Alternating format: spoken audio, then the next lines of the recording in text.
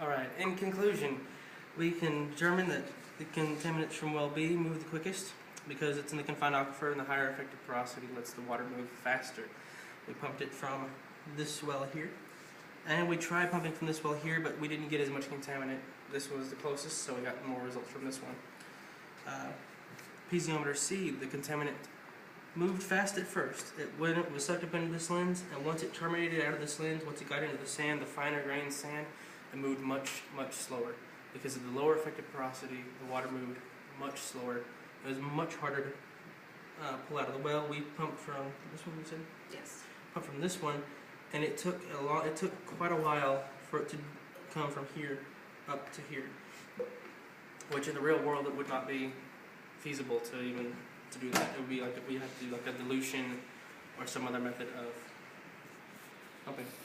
And well D went against what we thought a little bit. I assumed that it would go down into here. I had not taken into account the higher effective porosity, the higher conductivity of the lens, and it stayed around this area here for a bit, and once it was sucked into the well, it traveled straight across, and then down under the lake, in through it. It took a while to get through here because of the smaller grain size, it couldn't move as fast.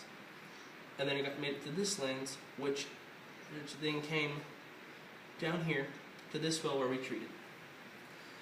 And in order to get us to do it, it took about 30 minutes to clean the entire aquifer. It's now clean. In order to do that, we had to maintain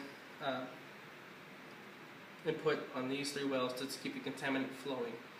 And So we're speeding it up more than real time. we're speeding it up more than it would have taken a lot longer if we'd have just let it sit. It would have taken quite a while longer for the contaminants to actually be introduced to the system. Also, something that we understand from this study is that because we can see the cross section and we can see all the lenses and the aquifer at large, we were actually able to plan ahead where we were going to treat to best treat the contamination. In real life situations, we would not be able to know this. So actually, we can also think of these contaminants, these dyes, as flow paths, and it would show us where everything's going. But because of our advantage of being able to see the cross-section, this does not show real-world examples of being able to attack things as efficiently as possible.